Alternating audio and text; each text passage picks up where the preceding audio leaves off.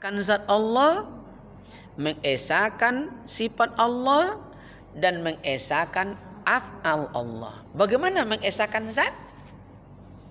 Zat itu hakikatnya ya, yang ada sesungguhnya di alam ini hanya Allah. Selain Allah tidak ada.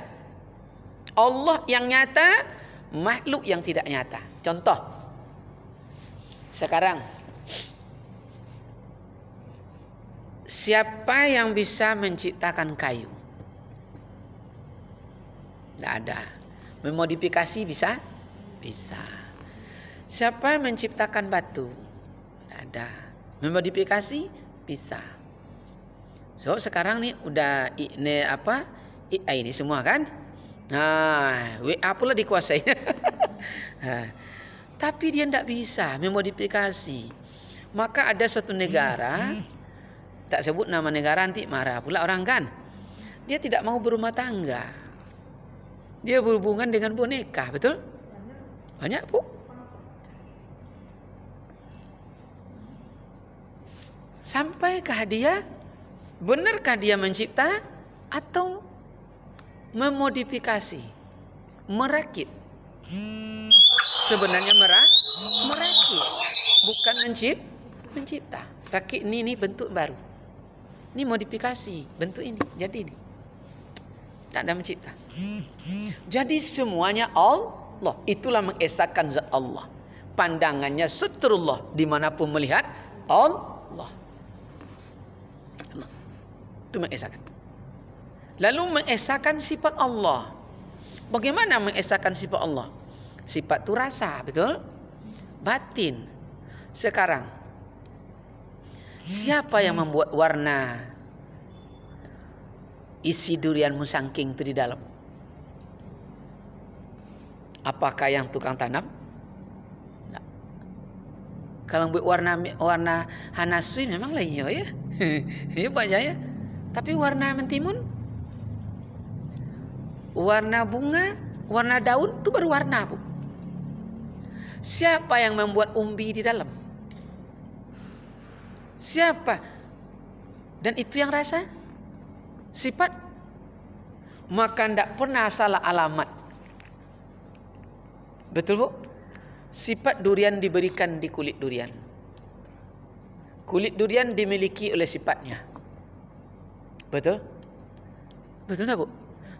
Tapi ini, Bu, kajian fikih masuk nanti dimodifikasi. Bagaimana dimodifikasi? Makanya ulama fikih buat najis berat itu babi, anjing, dan apa yang diperanakkan dari keduanya. Itu najis berat. Ulama fikih itu berpikir ribuan tahun akan datang. Betul, Bu? Apa maksudnya? Di zaman Nabi dulu, di zaman ulama fikih dulu, memang kambing beranak kambing, Bu. Babi beranak babi, betul?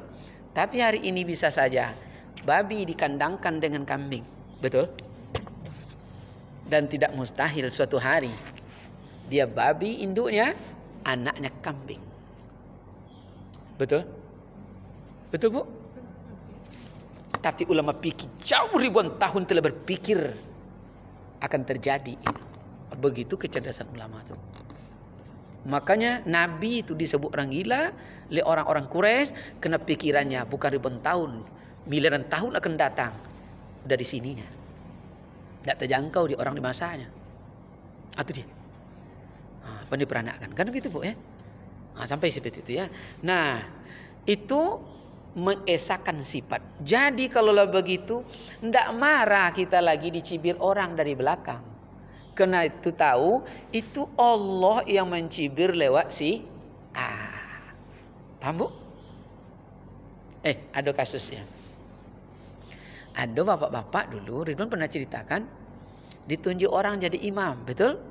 Kan sekampung. Dia menolak, tidak mau.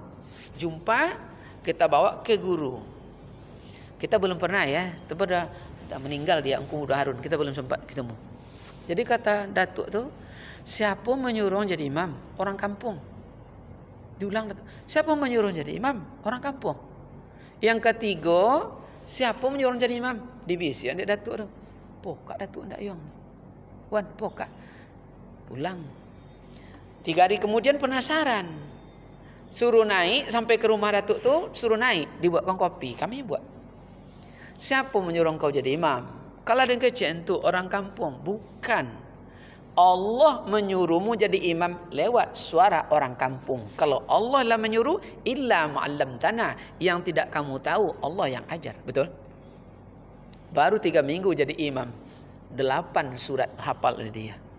Biasa tidak pernah dapat. Kan tidak kecewa lagi, Bu? Dihina orang, Allah mungkin ada dosa kita. Dihina lewat tuh.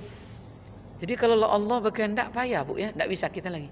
Makanya kalau Allah berdoa, serang ke Allah.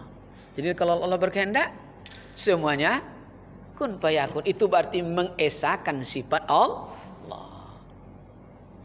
Jadi kalau tiba sedekah aja lah ya. Itu tidak sedekah dah. Masuk Allah di dalam. Tentu dengan caranya. Betul? Seharusnya bersedekah 10.000 seminggu ibaratnya, Bu. Itulah 2 tahun tidak sesedekah. Hilang HP. Ya go 5 juta. Dengan caranya bersedekah. Betul? Bersenggol. Tak bayar sekian. Dengan caranya. Maka kita astagfirullah. Lah mengesahkan sifat Allah. Tak kecewa kita lagi hidup. Maka berbuat baik je lah kita terus. Setiap berbuat baik, berbuat baik aja lah terus. Jadi kalau kita lah berbuat baik, lihat tu di ibu someknya, Bu. Apa bahasa Indonesia tu? Tua. Koko. Tahu peniti, Bunda? Iya. Dia 2, Bunda, dekat. Ni kepalanya, ni ekornya. Dekat. Dia berdua tapi tidak pernah bersentuhan, Bu. Nyoba kawan berdua tapi tidak pernah ketemu. Paham maksudnya? Begitulah kalau kita berbuat baik. Setiap kita berbuat baik, maka kita terkoneksi kepada kebaikan seluruh alam ni. Dan tak pernah terkoneksi dengan yang jahat. Selama kita berniat jahat, maka kita terkoneksilah seluruh yang jahat di alam ini. Maka berbuat baiklah setiap saat. Maka setiap orang berbuat jahat, dia tidak akan pernah ketemu kita. Laksana peniti. Dia jumpa tapi tidak bisa ketemu. Kapan dia bisa ketemu? Niatnya baik kembali. Barulah bertemu. Kok payah betul nak jumpa jengkau ni? Luruskanlah niat. Selesai masalah. Niat nak menjamah hutang tu iyo. Itu dia. Itu dia. Itu mengesahkan sifat Allah. Enak rupanya ya. Ya baru ayat je lah kita lagi. Tak payah, makanya rindu ni ya. Lalu apa arti makrifat? Itu lagi, Bu, ya. Itu lagi. Tauhid udah. Dan arti makrifat itu adalah membedakan antara muhdas dengan qadim. Berarti sebelum bisa membedakan muhdas dan qadim, kita belum bermakrifat. Apa tu muhdas? Apa tu qadim? Muhdas itu yang mengalami perubahan. Qadim itu yang tidak pernah berubah. Siapa yang tidak pernah berubah? Allah. Siapa yang mengalami perubahan? Makhluk. Betul? Di dalam rahim namanya. Di bapak nama kita sperma. Betul? Masuk ke indung rahim namanya janin. Keluar namanya bayi. Mulai merangkak namanya